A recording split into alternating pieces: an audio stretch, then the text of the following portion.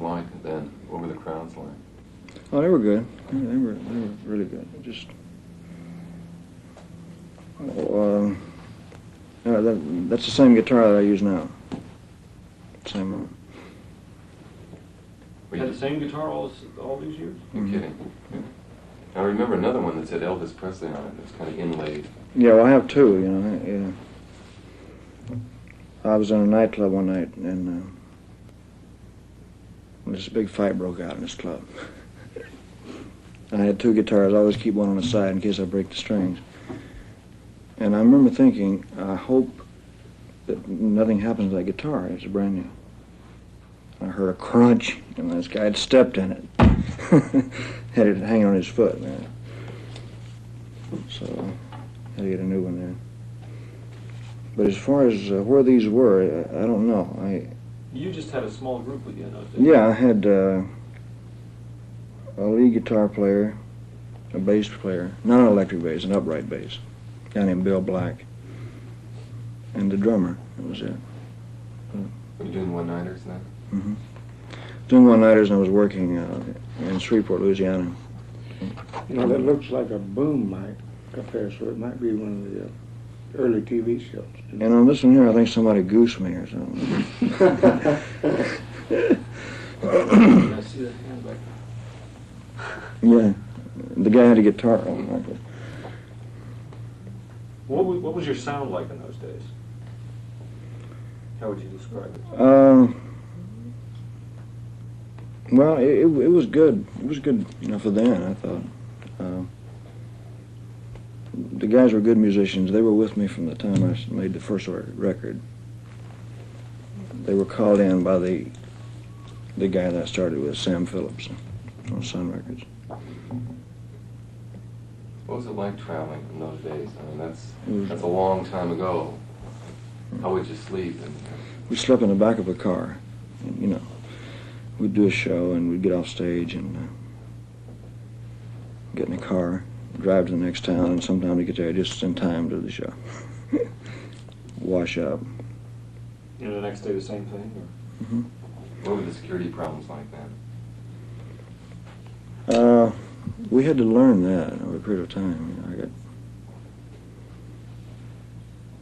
You know, I got caught in some pretty good crowds.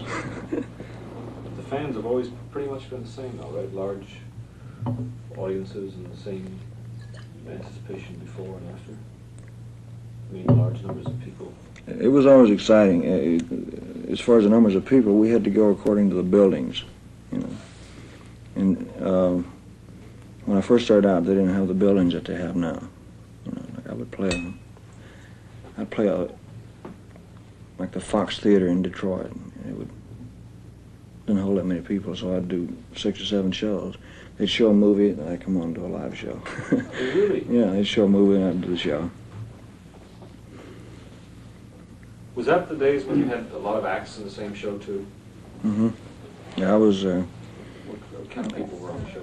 Well, it was mostly people from the Grand Ole Opry at that time. I was extra added attraction, you know, on the show. At that particular time, other than Frank Sinatra, I can't remember anybody who had wild, screaming crowds up until that point. You prepared at all for that possibility? No, I wasn't. The first time it happened, the first time that I appeared on stage, it was a charity thing. It was a place called The Shell. And when I left the stage, they were yelling and screaming and so forth. I did 2 songs. And it scared me to death, man. I didn't know what I'd done. The manager backstage, I said, what'd I do? He said, well, whatever it is, go back and do it again.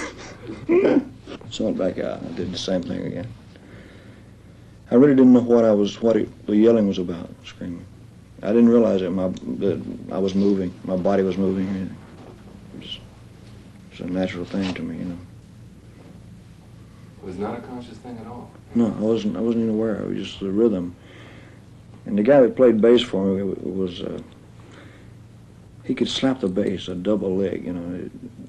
It was really a wild sound. It was like a jungle drums or something, you know, that nature. So. We enjoyed it. You know, we enjoyed it on stage. But it was very wild, and we had to. Where's this? I don't know where that is. It's outside. Seattle. Seattle. Seattle. Mm-hmm. We did a lot of outside concerts, but one of the bad things about outside is you lose your sound. Sound goes up. Well, I guess in those days the only big places that hold that number of people were outside, right? Football stadiums and baseball stadiums, things like that. But you never knew what to expect, huh? No. Like, how would you, we know what the security is like now and how you arrive at a big arena. How would you come in those days? Now you've been through an experience of having been scared by the reaction. What would you start to do? How would you arrive at the stadium? As quietly as possible. But it was pretty wild. I like the excitement and everything. It was. Have the fans changed, Elvis, over the years? I don't think so. You know, I think I see people of all different ages and things out there. You know, and if I do something good, you know, they let me know it. If I don't, they let me know that. Like, for a while, it was a theory that anything I did would sell and so forth. Well, I knew that was not true. It's according to the material. You got to have good material. So Whether it's a song, a script, or whatever, it's got to be good. Or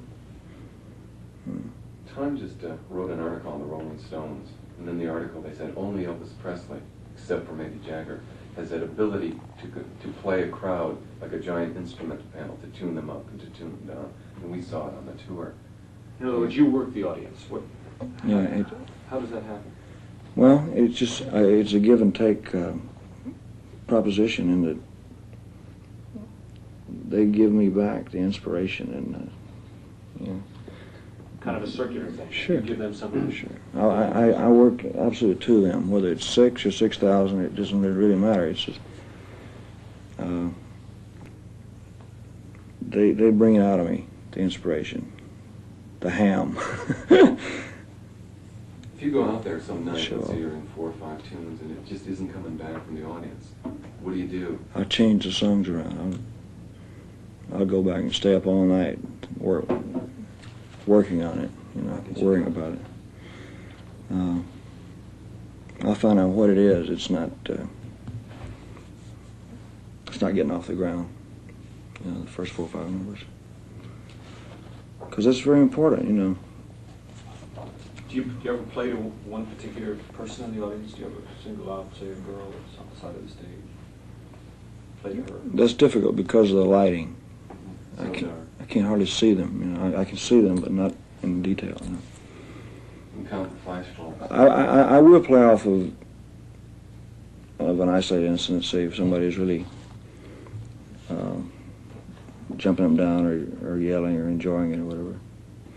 I'll play to that in a way, you know. Not all the time, but I'll go to it. Let's talk about how the whole show has come to be. Because I know it's really your creation. You know, from every person up there is really somebody that's up there for a reason. Like, for instance, the stamps. How do they come to be picked?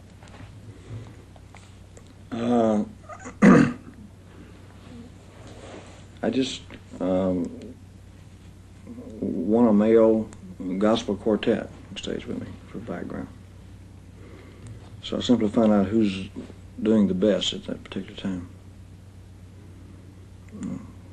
And some of the best voices in the world are in that type of music, but you don't hear about them that much.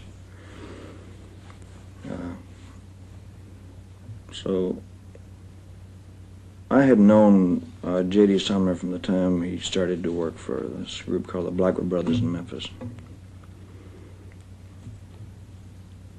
And a group that worked for me called the Imperials had a contract with somebody else. And when they left, I had to replace them, and so we called J.D. Sumner, and he told us about the stamps, you know. It was a new group that just put together. The name of the stamps has been around for years, but the groups have changed. And this was a new group that just been put together. So they sent me some records of these guys, and I picked them on that basis. And the same with the girls singers. They had backed Aretha Franklin and a lot of other people. Why was it important for us to have a male gospel group as part of the act? How did that fit in? In other words, was there a certain feeling you were going after for your whole show? Yeah. I think one time. That plus, excuse me, Jerry, that plus, I wanted musicians that could play any type of music. Lead guitar players and bass, piano, who could play classical or anything, which those guys can. And all the musicians were all handpicked. I auditioned musicians for days and days, drummers, guitar players. Somebody said,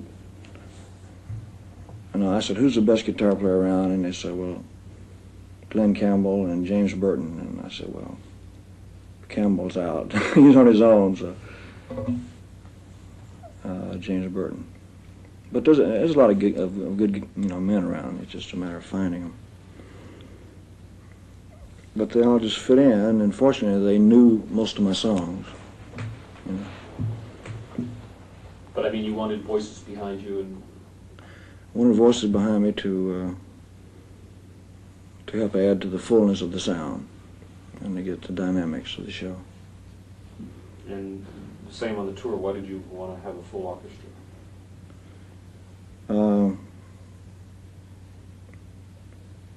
Because of the places being so big and everything, I wanted to fill the room up with sound as much as I could, with music. And a lot of records have been orchestrated. You mean like on arrangements like Bridge Over Troubled Water and American Trilogy? Yeah, you've got to have that bigness there. You've got to have the dynamics of sound. And I enjoy it. People wonder how I do it night after night or something. I really like it. I'm perfectly at home out there. I may lose 4 or 5 pounds a show easily, but I don't mind it. I've been doing it ever since I've been in this business. And how do the one-night stands feel? I mean, from city to city to city. Oh, that's exciting. Just traveling around and going to the shows and checking it So a piece of and having him say, "Oh, I knew you from 50 years ago," and I wasn't around 50 years ago. Remember that piece of film that we saw today? What was it, 1968 or something like It's from the top 10 outstanding young Americans. 10 Outstanding Young Men Awards. Oh, Remember what you said? The JCs there? Very short. I was so nervous. And you made a speech then, right? Yeah, it's a different ball game when you're going out to sing and you're going out to make a speech. And I had nothing prepared. I was going to go out and just ad-lib it. But when I first started talking, my voice was so high. I sounded like somebody else, It was way up here in this register, God.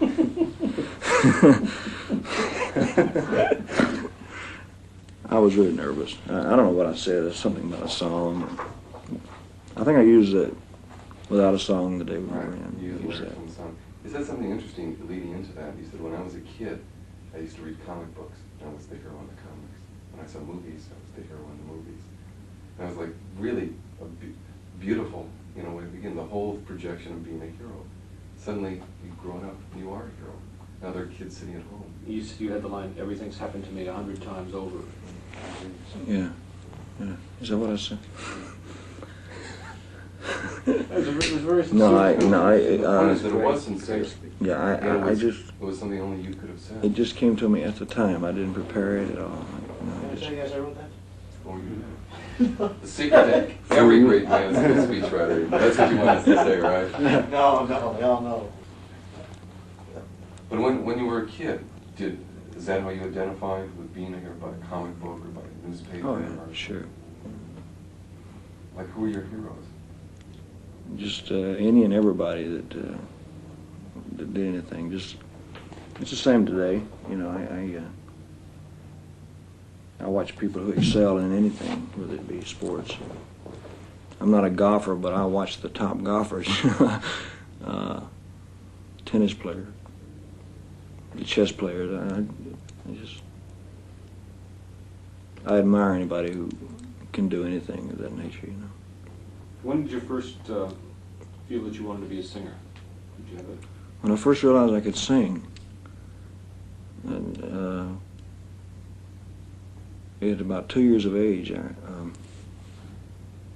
found myself singing. I mean, I was singing, and people would listen to me around the housing project where I lived.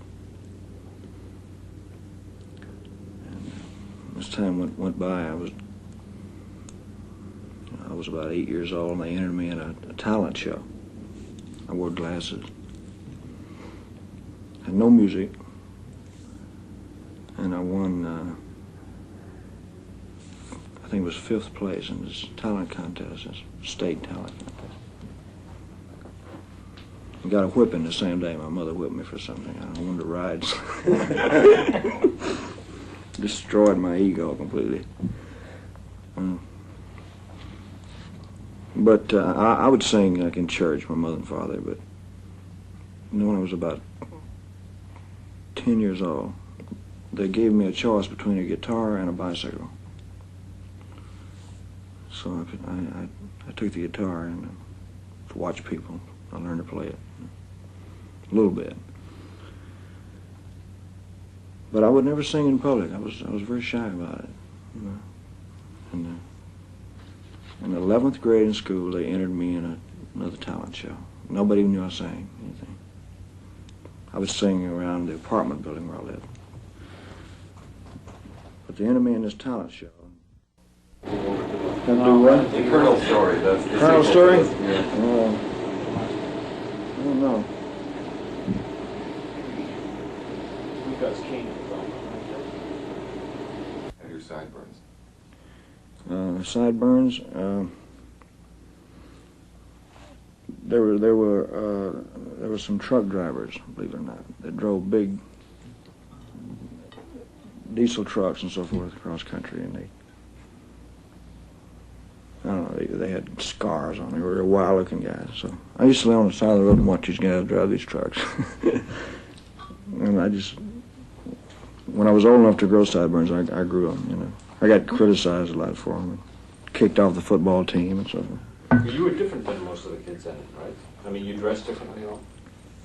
Well, I suppose so by normal standards, but it was just something I wanted to do. I wasn't trying to be better than anybody else. Let's go back to the 11th grade talent contest. What happened? Well, I wasn't, like I said, I wasn't popular in school. I wasn't dating anybody at that school.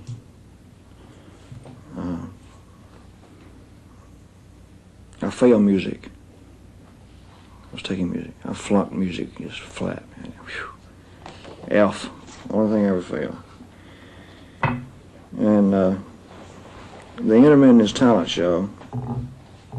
And I came out, I did my 2 songs. And when I came on stage, I heard people kind of rumbling and whispering and so forth. Because nobody knew I even sang, really. And it was amazing how popular I became in school after that. What did you say? Let me see. Till I Waltz Again With You by Teresa Brewer. That was a song I sang. So then I went on through high school and I graduated.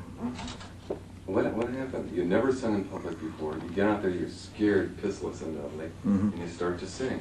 What happens? Well, about the same thing happened later on at the show. You know, the kids and everybody really went.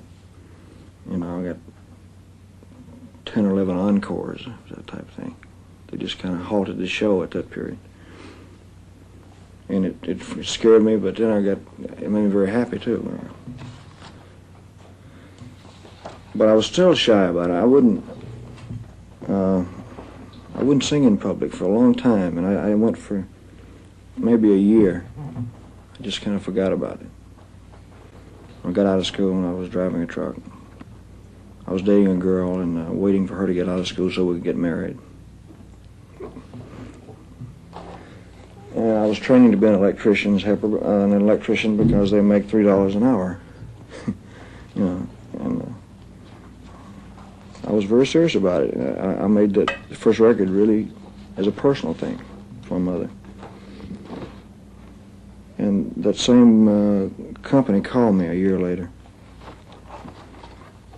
and said, "We got a song that you might be able to do." It was 12 o'clock. They said, "Can you be here about 3 o'clock?"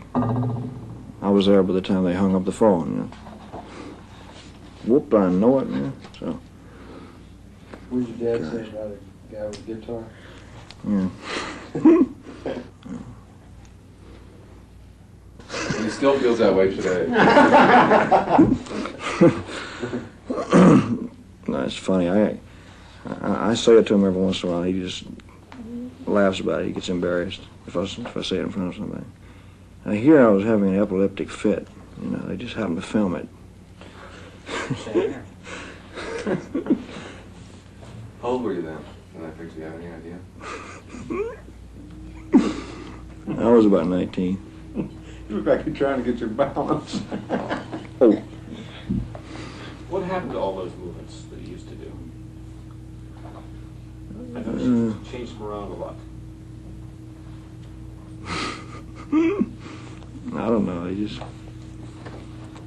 I learned better after a while. What happened when you went on TV that time? You mean when they filmed me from the waist up?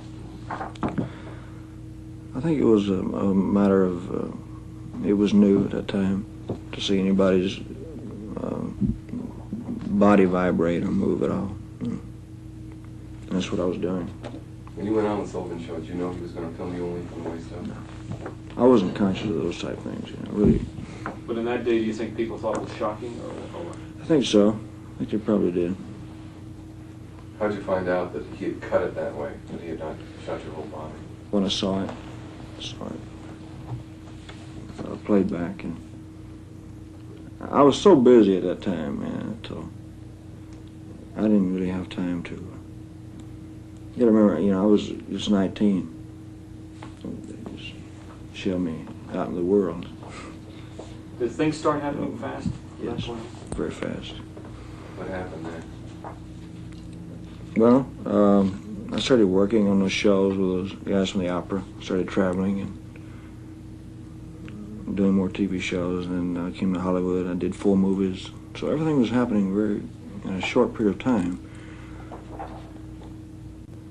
And then right when I was going good, I got drafted. And overnight it was all gone. It was like a dream. Pow. Changed. What happened in the Army? What did you expect and what did you find? How do people treat you? They treated me very well. You know, I've had people ask me if I had a rough time or something. I just did the same thing everybody else did. I didn't ask for anything, and they didn't give me anything, you know. I just did the same thing everybody else did. And I made it very well. I had no trouble at all. I remember Your dad was telling me that they expected you to sing, and but that you didn't want to make it that kind of a. Now, they asked me once or twice, like Bob Hope would come over and do his Christmas thing. Christmas show. And they'd put a little pressure on me about doing his shows. And I said, "Gentlemen, I don't have any instruments. I've been in the service about a year. I was a corporal. I said, I don't have any instruments. It'd be difficult for me. I'd have to bring my musicians over here. I will do that. But I didn't want to do it. I just felt I couldn't really mix the two. I couldn't be in show business and be in the service too. Well, up until that period of time, one of the things that I remember, maybe I've heard it, maybe I've read it in books, and I remember from my own experience, I remember being really pissed off at you because the girls that I was going to high school with, that I dug, all were in love with you. That son of a bitch, he's got that, Well, I had the attitude of screw you, That's what I wanted to do. All is fair in love and war, Jack, Oh, when we were doing the girl in the red? Yeah, I mean, no, about the guy who was sitting there with his wife. His wife was saying things about Elvis. Oh, yeah, in Buffalo. In Buffalo. It was in Buffalo. Yeah, it was in Buffalo. Was it? Yeah. Oh, I don't know if I can do the accent, the Buffalo, New York accent, probably. But I had the videotape camera, and I was out in the audience, and we were going to tape that concert so that we could prepare for him to know. And the lady, there's two couples sitting there in their mid-30s or something like that.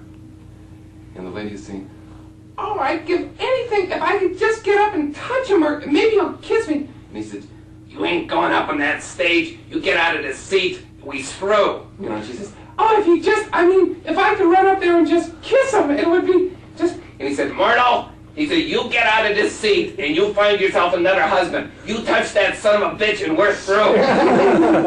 And I said, "Why am I not filming this?" It was beautiful, and they were sitting right behind me. And she got, like the rest of the night, they didn't talk, and he sat there like this all night. He wasn't about to get into the concert at all. Yeah, that's funny. No,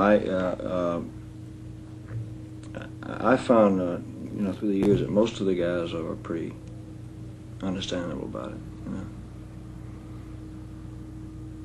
know. But you had gotten into some open hostility. Somebody had punched you or something. Yeah, I had a few instances like that. Like somebody walked up and asked me for an autograph, take a swing at me. But they realized that I fought back. You know. And I ain't been having trouble like that from the time I got out of the service on. It was just those first few years, I had to watch for it, you know. Maybe one of the things the Army did is it made you aware of the fact that you could just be accepted as a human being, as just another guy. Well, that's exactly what they did, you know. And we were under wartime conditions in Germany, and I was in a tank corps, so we were up on the Russian zone most of the time, just on patrol. And the weather was bad. It was 10 degrees below zero. And I tried to keep my morale up and keep going, keep busy. Were you surprised the fact that suddenly you were just being accepted as another human being? I was pleased with it. You know, the first few days, the guys just watched me, kind of watched me to see what I was doing, what I was going to do. When they saw I was doing the same thing that they were, they started to come around and talk to me and ask me questions about what was it like to make a movie, stuff like that. I found myself in Germany, guys would get letters from home. You know, the girl would go with another guy. They'd come wake me up in the middle of the night. Say, ask me about it. Ask me to read the letter. I found myself advising these guys what to do. I had a girlfriend too that was ding-a-ling, man. She'd run off with somebody else. But I didn't say anything about my own situation. I just kept it quiet. You had already made movies. I had 4 movies. Yeah. I didn't realize that. Yeah. A lot in a short amount of time. Yeah. Love Me Tender, Loving You, Jailhouse Rock, and King Creole. Now you grow up looking at movies, and you know wherever you happen to go to movies, you see these heroes up on the screen. Suddenly you're going to Hollywood. You're going to get to be one of them. What happened when you came to Hollywood? Well, by that time, I wasn't thinking along those lines. I didn't associate myself as being that. I was busy with a script. I had to memorize a script. It changed a lot of those things. It was a lot of work. Yeah, it was work. It was a job, you know. I had to be there at a certain time in the morning and work a certain amount of hours, and that's exactly how I treated it. So I was more concerned about if the picture was any good or if I was any good, and it, you know. There were a lot of action movies. There were always, when you were driving a car or you were Yeah. doing something else. You know, a lot of people, there's like 32 movies that have gone through it, one or another. A lot of people say, I've heard say, oh, he doesn't give a shit, about his movies. He makes all those movies and they just kind of grind them out. I think I've heard the same criticism, You know, I remember we were talking about Robert Hilbert. Like he did, I don't know what he was looking at, but he says, Elvis, we know different. That's one of the things we want to accomplish in this film. Mhm. He really cares about when he goes on stage. He really cares about the movies, good or bad. The point is that you care about those films. You care if they're not good. Yeah, I cared so much until I became physically ill. I would become violently ill. You know. I'd get a temperature or something would happen to me. What would concern you at the time about the film? What would make you ill? The fact that I didn't, at a certain stage, I had no say-so in it. I didn't have final approval of the script, which means that I couldn't say this is not good for me, or whatever. In other words, they just used you. They did anything they wanted to do. It was that type. It was more or less that type of thing. I don't think anybody was consciously trying to harm me. It was just Hollywood's image of me was wrong, and I knew it, and I couldn't say anything about it. I couldn't do anything about it. I'd be right into production. I was doing a lot of pictures close together, and the pictures got very similar. A lot of them got very similar, and they, you know, if something was successful, I'd try to recreate it the next time around. So I'd read the first 4 or 5 pages, and I knew that it was just a different name with 12 new songs in it. The songs were mediocre in most cases. You can't get a good song. So that's what might have made it seem like the indifference, you know. But I was never indifferent. I was so concerned until that's all I talked about. It worried me sick, you know. So I had to change it, which I did. You know, I had to change it around.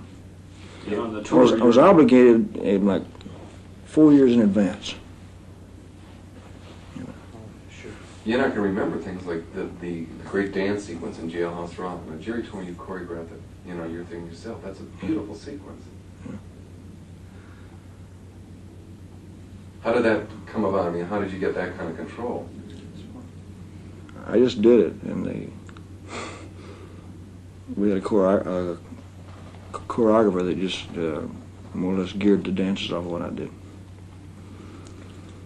But I don't know. It's nobody's fault, maybe except my own. I didn't know what to do. I just felt I was obligated very heavily to, a lot of times, to things that I didn't fully believe in. And that was very difficult, you know. That's the feeling I got. Well, the difference was this, I think. Turkey probably. No.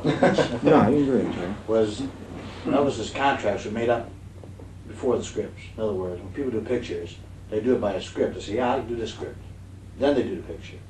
But Elvis was contracted to do pictures, so he had to do a picture no matter what they told him to do. Yeah, you got 5 pictures to do. Or You whatever. say, you got, you do this Right. script. That's You what already I'm, signed a contract? that's what I'm saying. The movies were made, like, I mean, the contracts were signed like 4 years in For 11 advance. pictures, 7 pictures, no matter what picture. So I had thought That's the difference. that they would try to get a new property for me or give me a chance to show some kind of acting ability or do a very interesting story. But it did not change. It did not change. And so I became very discouraged. They couldn't have paid me no amount of money in the world to make me feel any self-satisfaction inside. But yet you still did them. You must have forced yourself. I had to. I had to. What kind of film would you have liked to have made if you would have had your choice? That's hard to say. I would like to have had something that was more challenging instead of Hollywood's image of what they thought I was. You know. There was a whole big image problem as long as I can remember. I remember 2 extremes of you. I remember in high school, the image was that you were a big, bad, evil kind of guy with sideburns. And yet in the movies, I saw a completely different kind of person. A guy who would rather sing than fight, as one person described it. Singing kids. Yeah. And it was just like, and yet there was no reality. Between those 2 extremes, I knew that there was another person. I think one of the first things I remembered about you is there's some strange distorted image here, which I can't figure out. I was always used to dealing with people in the one-to-one relationship. And I'd see that image of you and I'd say, I wonder what he really thinks. I literally took it as long as I could. Physically, emotionally, everything. Just, That's why when you get on stage, I think it comes out. it's honest, it's real, it's you.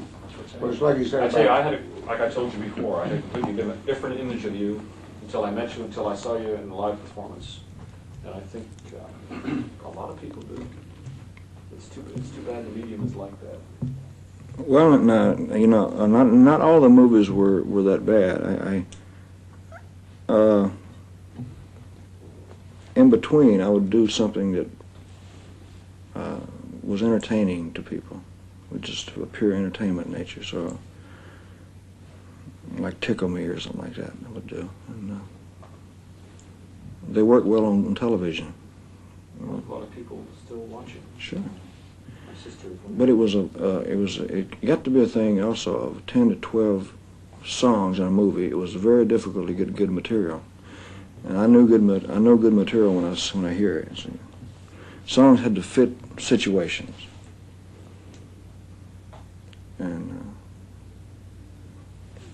I had to gear down to that particular thing, like sing to a dog, or you know.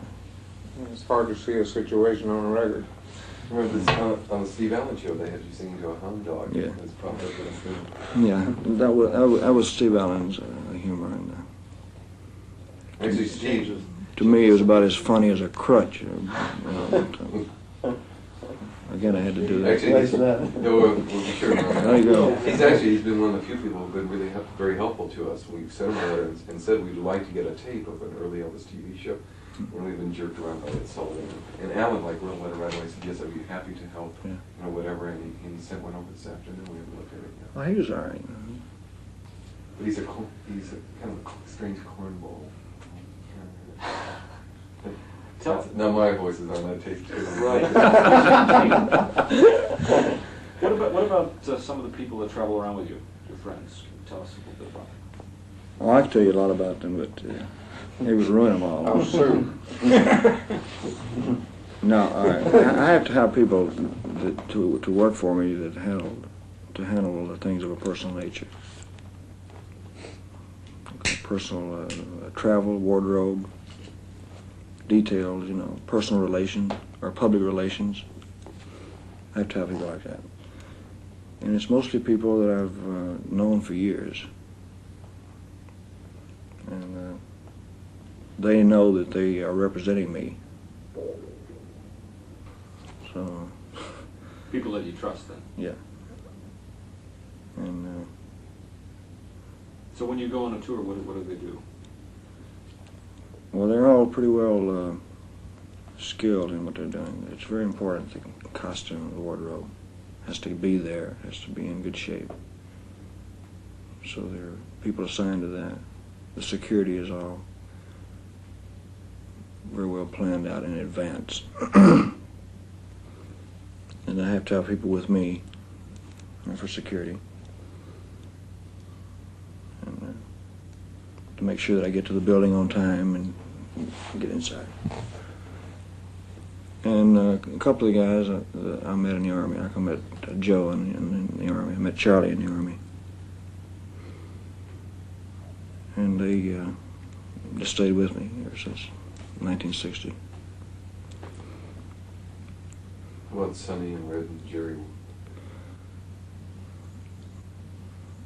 Well, Sonny went to work for me probably 1961. And Red, you went to school with? Yeah, I went to school with Red. So Red was with me in those early days when I was first traveling around. A lot of times just the two of us, Before we need a little line, Elvis, like before you go on the tour, we're going to show a rehearsal. Before, maybe you could just say something about preparations before the tour. You get everybody together and you go over songs. Most people just think you just walk out on that stage and that's it. No, Band strikes up and you... What happens? We start discussing the songs first. I have new wardrobe made for every appearance. I don't use the same ones. So there's sketches that have to be drawn up and have to be fitted, you know, for wardrobe. And then we started talking about songs. I started going through the list of songs, and there must be 400 or 500 songs. Out of that 400 or 500, I have to pick 20 at the most. Then we started rehearsing in a little studio at RCA Victor with a small band, with a rhythm section. And we go through several songs, maybe 50 songs.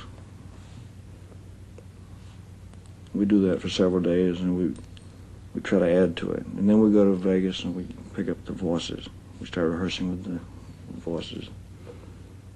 Then graduate to the big band. But all this starts to take place 2 or 3 months before I ever make a public appearance. It's all planned out. You know. Are you thinking about things beforehand? I mean, you're... Oh yeah, sure. Well, like right now, I'm going into Vegas, and that's just on my mind all the time. Songs, wardrobe, lighting, sound,